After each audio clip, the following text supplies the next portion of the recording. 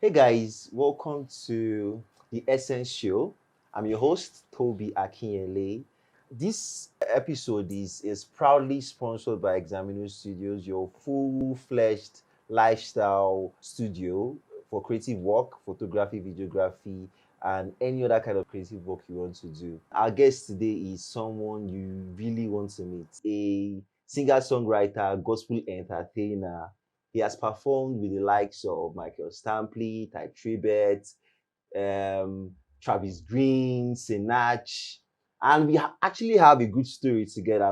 No other person than Emmanuel Ujike. Put your hands together for Emmanuel, popularly known as Nuefy. Hi guys. and also the voice, right? Yes. The yes, voice, Yes. and also Nuefy. Yes. Good to meet you, sir. Same here. It's a pleasure to be here. How's it been? Well, it's been amazing so far. It's been a body of experience that I've had to learn over and over again. But it's been amazing. It's been amazing.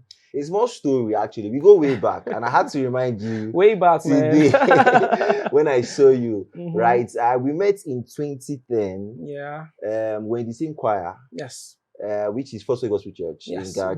Way back. And I've always known Nuefy as the guy that really didn't like to, just liked everything different. and really, it's been remarkable afterwards. Like so many things have happened, so many stories. Yeah. Hopefully we get to hear some today. Yep. Where did it start for you?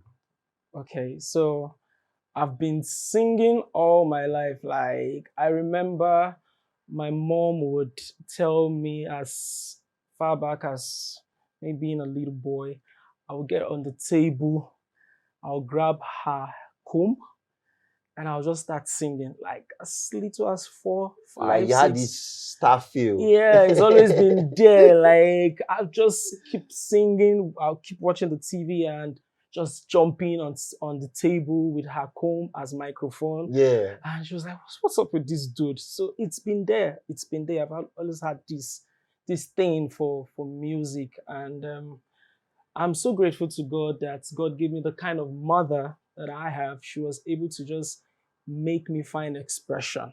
Yeah. So she groomed me. I was in the choir, Foursquare choir back then in Lagos. I was born in Lagos, for those of you that don't know.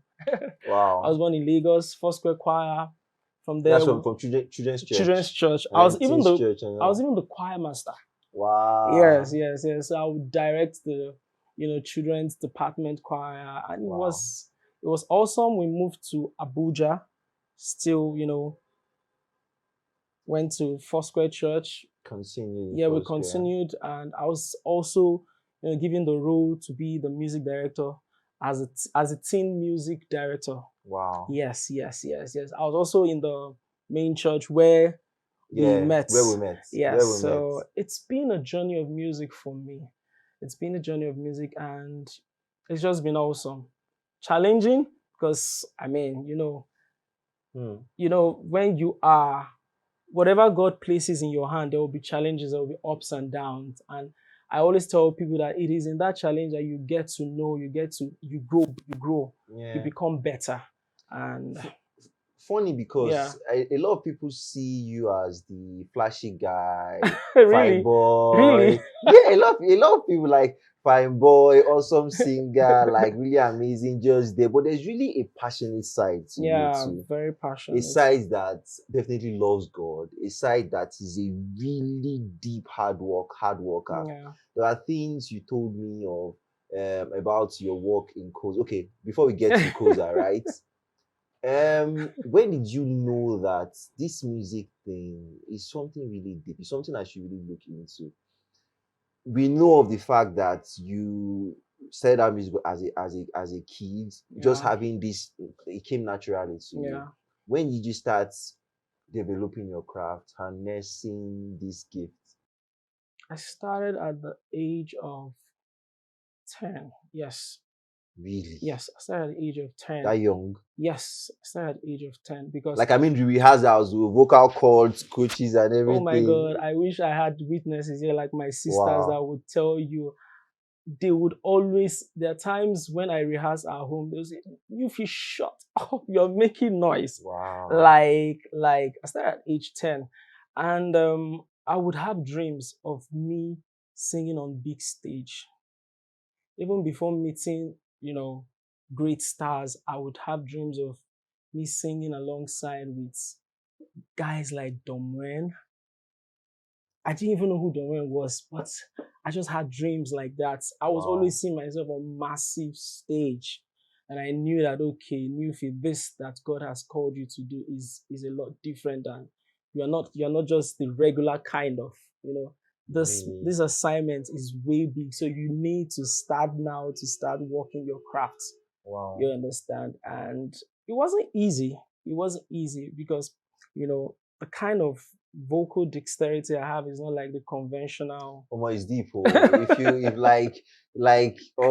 you bring really good singers and you do yours, is something. So I had to tell myself, okay, if these guys are going 10 extra miles, you have to go like 20, 30. Wow. Yes. And I'm always like pushing myself, pushing myself. And okay, fast forward to Koza. Yeah. Now, there was a time that a lot of people knew you as the face of Koza music, the face of Koza. There was nobody until it was Nuefy. Yeah. It was like Nuefy back to back every Sunday. Everybody wanted to be in Koza because of Nuefy, just to hear him sing. How did you get into Koza? Like there's something a bit spiritual about that story. Yes. Do you mind sharing it with us? Of course, why not? Because I believe it's going to help someone, and it's going to, it's going to encourage somebody. I joined COZA 2008, and this was my experience. Okay, I finished from secondary school, back we're still in Foursquare. We're still in Foursquare. Yeah, like there was a particular rehearsal, we didn't just see you again. I'm like, the MD was like, where's Nuefy? Like, Nuefy's not coming again. So this is what happened. After secondary school, now every young child would want to, dream of going into the university. And I had a childhood friend. At that time, we finished secondary school. He immediately got admission into the university. And this was me, still trusting God for admission. And I tried jam kept jamming me. I had to opt for diploma. I finished the diploma and I was still looking for admission, and it was not just coming through. I was so frustrated. I was really, really frustrated. But I had to fall back to my music. Yeah. That was where I found solace. That was my hiding place. That was my place of fortitude. I had to draw strength from it. But I knew there was more for me in terms of my music ministry. I knew there was more for me. At that point, I drank enough from Foursquare. I knew, okay, the next level. I had to go to God in prayer, and I told God, okay, what is it you have for me? Where do you want me to go? At that point, I was no longer satisfied with the music. It's not that Foursquare wasn't good. Amazing church. I mean, I still go there from time to time. Yeah. But I just knew that there was more. And he said, okay, no problem. Just trust me. Can you trust me? I said, yes, I can trust you. Okay, I'll lead you. So this fateful Sunday, I got talking with my friend. He attends House on the Rock. And all the while, I thought it was going to be House on the Rock, from Foursquare to House on the Rock. Yeah. But somehow, somewhere, that particular day didn't pull through. I was supposed to be in House on the Rock, but somehow, it didn't just pull through. I had to now fall back to another of my option, which happens to be Guiding Light Assembly. Guiding Light Assembly. Okay. Yes. So that fateful Sunday, as I was walking into the venue where Guiding Light Assembly would have their service, which happens to be Nikon Luxury. As I was walking into the aisle, the entrance of the hotel, I didn't even know that there were other churches. Yeah. In that particular, various halls. I was like, okay, in my mind, I was like, okay, Guiding Light. I saw these two amazing ushers at the entrance of the hotel, and they were smiling at me. Like normal, Koza. You understand? Big ups to... I was like, okay. I walked up to the male usher, And I told him, I said, please, I am going to Guiding Light Assembly. He now smiled. No, before he responded, he said, please, do you mind if I help you adjust to it was so phenomenal. It was so remarkable because on a normal day, the pastor, that's Pastor Biodu, would not come for setup. But that particular day, he was outside talking. Wow. That was even the report they gave me afterwards. Wow. I didn't even know what was happening. He was outside talking to the resident pastor, Pastor Flo. They were talking outside. Okay. So when she said sing, and I looked at the keyboardist and I said, give me key A. So the moment I said, give me key A, the guy adjusted. Okay, this one knows what he's doing. This dude knows what he's doing. And I just started singing. Lord, you are good and your mercy endureth forever. The moment I started, the higher octave, you even oh took sense. Jesus! It was like, oh wow, my God, People my Lord. from every nation and tongue, from generation. Oh, they said the pastor left what he was doing outside. He ran inside. It was that moment. Everybody was like, "Who is this dude?" I didn't even know what was happening. Actually, I was closing my eyes when I was singing because now first time a whole lot was just going on. So I just had to close my eyes so I won't be distracted. And this is it for me. That little experience could even get the attention of the man of God and everybody that was outside. They had to run inside. And that was it. They said, you are leading praise for the next day. So I did not even have to go. So you saying that was the first rehearsal? I am not. I kid first you rehearsal, not. I started leading praise. I kid you not. First day, first rehearsal, the next day I led praise.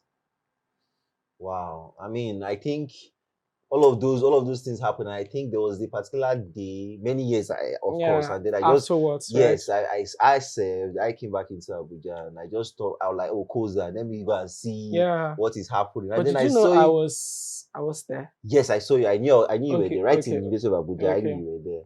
So and then I've not seen you perform, and I didn't know how massive you had become. And until when I really went into COZA, and I'm like, I had to adjust my seat again. Like, this is new. That was as in then you had a big COZA choir now. You were in charge, and it was really massive. I wasn't really in charge. I was just kind of the face. I had a music director, Dunsin Onyeka. Yes, I mean, sir. amazing. Oh Jesus! And I mean, so my take, as in big ups to Pastor Abiodun for at least making all of these opportunities available. Yeah. And like for people like Dunsin, for you yourself, and many other people. A friend of mine was also Chidi. Yeah. Chidi. And I'm like. I mean, for even creating the platform, the environment for good music to thrive. So someone like Pastor Biodu is when you see Pastor Biodu, you will know he's an excellent-minded person. He's like more like a go-getter. Whatever he wants done, it has to be done. Like his mindset towards ministry is not like the regular conventional mindset we have. He's like, it has to be top notch. If it's not top notch, then it's not God's. I mean, so, and that was it. That was it for me. And then COZA top notch, and then you moved over to Dubai. What was the experience like in Dubai? Okay. Also heading COZA. Yes, so I was the music director when moved to Dubai. I was a music director there, yes. And it was, trust me, it was amazing, I must say. Even though it was challenging because, I mean, you are entering into an absolute different environment, like different. An environment that it's not, you can't call it a free society. It's not a free society. Even though we had church, because there are different zones when you get to Dubai. There's a place we call the Red Zone, which happens to be for expatriates. And so there's still a bit, what's that word now? Liberal when it comes to their rules and regulations. But the green zone, they are like they are very strict. They hold on to. But COZA happens to, you know, have their service where the red zone is. So we're still yes. But one thing I knew COZA achieved back then was they brought in something new, something that has never been seen before when it comes to gospel. Yeah. Especially the music team. The music team was phenomenal, was extraordinary. We're just a number of I think six, 7 thereabouts. It was remarkable. But it was remarkable because we gave our hearts, we gave our all. You know, we had no ulterior motives. It wasn't like it was a competition, like I am competing with this other person. Yeah. It was just oneness of spirit, oneness of heart. You understand? Wow. And then for you, you mentioned to me that when it was time to move forward, you also knew that, okay, I'm done. Because for me, it was forward. What was that like? It was an assignment. So the moment, you know, I told you when I discovered, okay, this was a calling, it was as far back as age 10. Even though I did not understand all of it, I had an idea. So every move I made as regarding my music, I knew, okay, there's an assignment. So you can't be carried away. You can't be distracted. Even though there were distractions along the way, I won't lie to you. There were crazy distractions. Wow. Is it discouragement? Is it offers to come do secular music? Oh man, it came. But I just knew that, okay, this was it. So at every point in time, I will still go back to God and tell God, okay, God, what would you have me do at this point? At this point. So the time to transit came even before I had to move. But now this was where the struggle was. How am I going to present this? Yeah. It was big. Wow. It was big. It was crazy. It was challenging. So I had the thought of, what are people going to say? Is he making the best decision, the right decision, the best decision, or is he just acting based on what was going on? So I struggled with this. Even when I was in Dubai, I struggled with it. Wow. I struggled with it, but I kept praying. So for me, aside the fact that I had to relocate to Dubai to help out with ministry, it was also a time for in-depth discovery for my purpose. So that was, for me, it was God needed to, you know, one of my favorite scriptures in the Bible still remain Romans 8:28. For we know that all things work together. Yeah. So at some point I was like, okay, could it be that me moving was a mistake? But God kept, you know, he kept displaying that particular scripture in my face. Wow. So he kept telling me that period was a period of isolation. I needed you, that which I've always been telling you, and you've been trying to consider what people will say. I needed to take you out so you would understand it better. I don't know if I'm making sense. Yeah, of course. Big sense. I needed to take you out. So it was when I got to Dubai, I understood it better. So I had to take time out. And me understanding it better was not just a time of prayer. So I would pray all through the night. Sometimes I would be alone. I mean, because I had more time to myself. That was the only thing you were doing. Yes, basically. Yes, basically. That was what we were doing. So I had like time to myself. So I would pray. And what was I praying for? I was praying for boldness to be able to present the idea, because it's not easy, trust me. Because having to get to that height, and not just getting to that height, I was close to my pastor, like my pastor's wife. I was basically like her psalmist. Wow. Yes. So she would not preach without me singing. I would, in fact, it was so strong that even when she's trying to look for me, she will call Nuefy, where are you? Or she sings a song, and as she's ending the song, she's calling my name, Nuefy, help me out. That was how it was, and I saw it as a privilege. Like, it was something that I did not love before. So I knew God was in it every step of the way. I saw signs. So I relocated back to Nigeria in 2018. I was still fighting with it. I was still. As I did, you pulled out. No, I didn't pull out. I came back. Okay, I you was, were still in yeah, I was church. still in the church. But the unrest became stronger. I was now feeling out of place. You know, there's when God is instructing your heart to do stuff, it now took an experience for me to pull out. Okay. So yes, it took an experience for me to pull out, and I did, but I didn't do it with grudge. No, it was. It was a good faith. It was It's a time good to move faith. forward. I explained everything. I told them, okay, this is what the Lord would have me do. Awesome. Yes, and this is what the Lord will have me do. Awesome. And I explained how that it's been a burden in my heart for years, but the fear of what will people say kept, hindering me. I was like, okay, I was in between either pleasing God or pleasing man. Yeah. And the more I tried to please men, I was dissatisfied. I had this unrest. I wasn't happy with myself. Wow. Not that I wasn't happy with the work. I kept doing the work. I was passionately doing the work. But inside, I knew that, no. God, I just felt that this is not what God will have me do. And I just had to summon the courage, and I did it. Did I feel bad?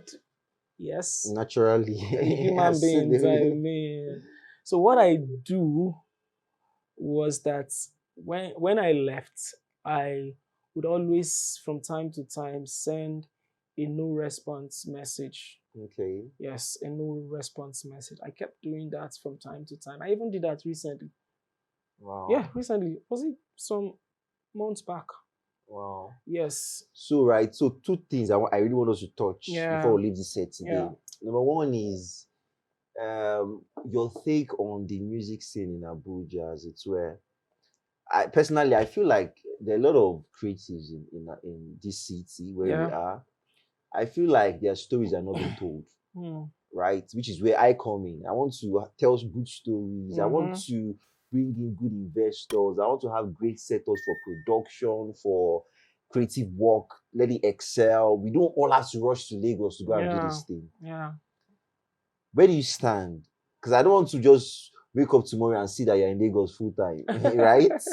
How's that journey been, coming back, doing your own thing, finding your footing in the creative space in Abuja, and then excelling in it? Okay, so what I think, I may not be 100% right, but what I think happens to loads of creative here in Abuja is that's being audacious, being bold. I don't want to use the word bold. You know, that being a crazy go-getter against all odds. Even when you fail 1,000 times, you don't give up. I think loads of people easily give up. So you get to hear someone say, I have released 5 singles and no one don't blow. I'm like, really? 5?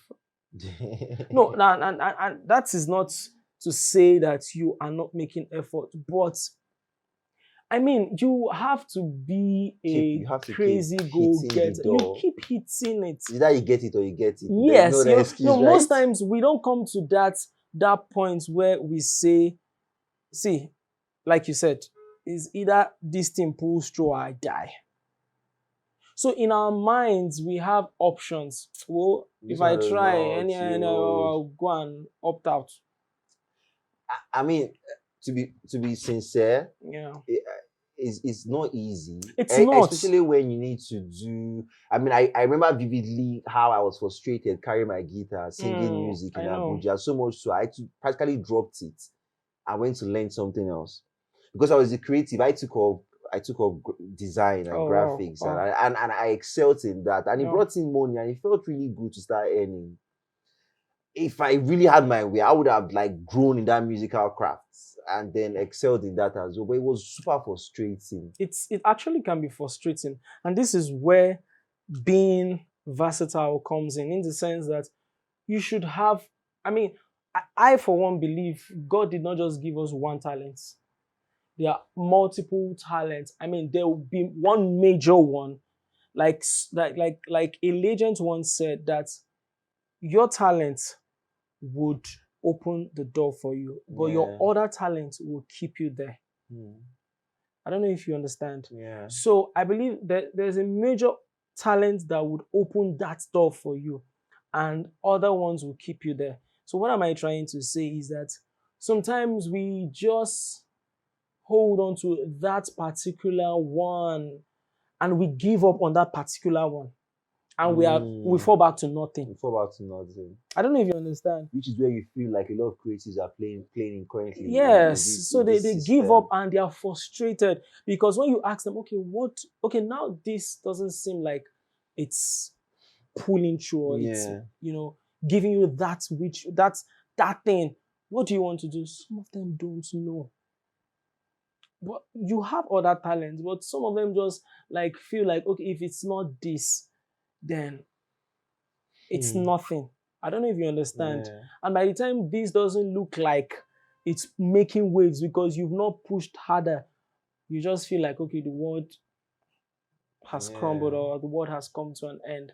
You understand? Like for me, there are other certain amazing things I do. Yeah, you make sure. Okay, just let us know about a few of those things. There are other things I do aside my music. Even though my music is one thing people know me for, I cut hair. I cut my hair.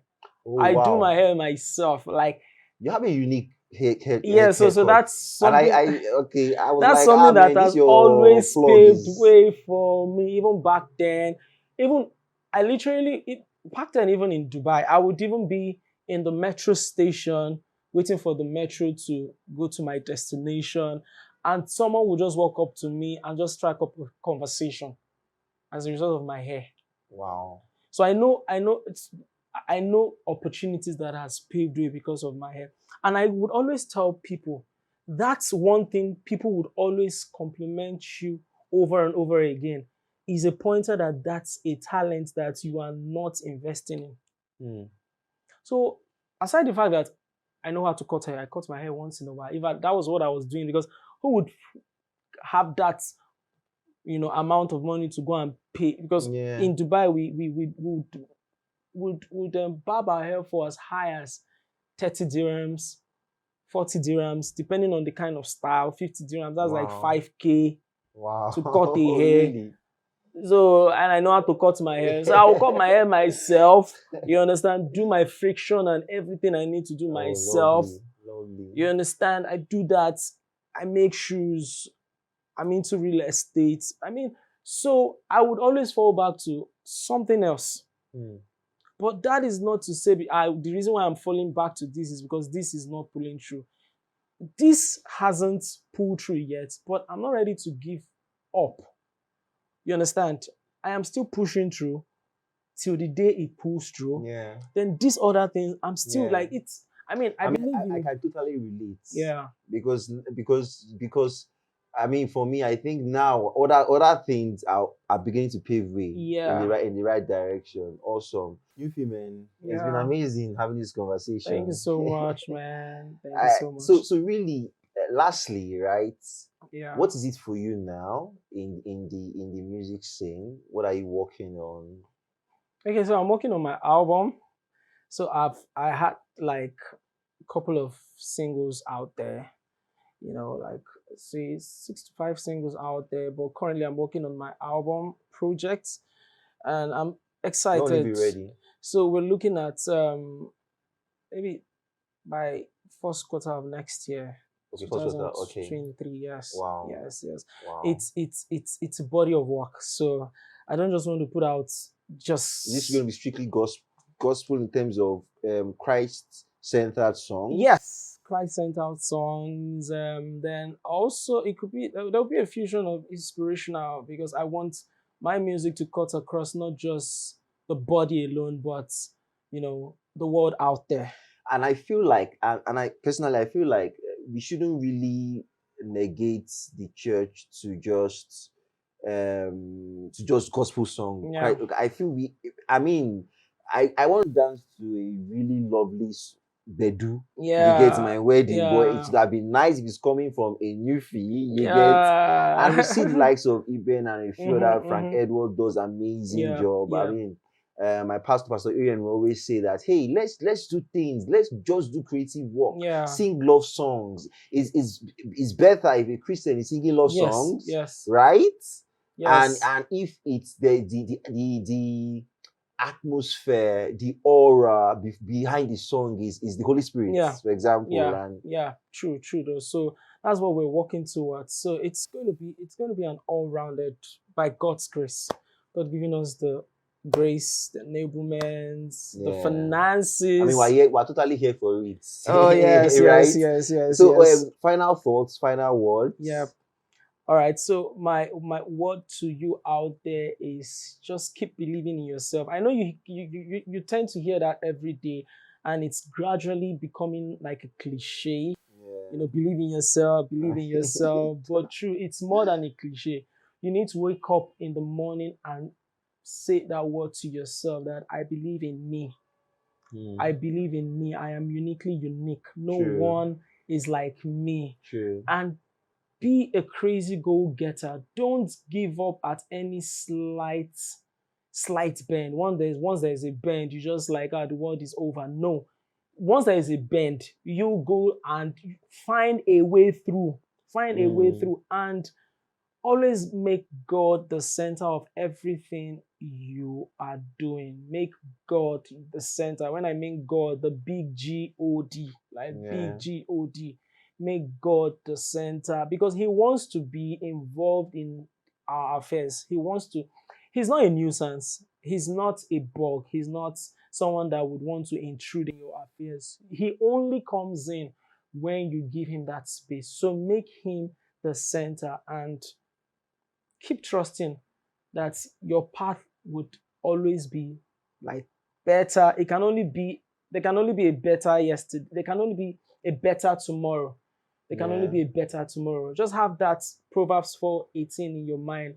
The path of the just is as a shining light that keeps shining ever brighter. So tell yourself you're a star that is not ready to go dim. You keep shining brighter and brighter until a perfect day. Wow, have you considered motivational speaking? Because where is getting to now?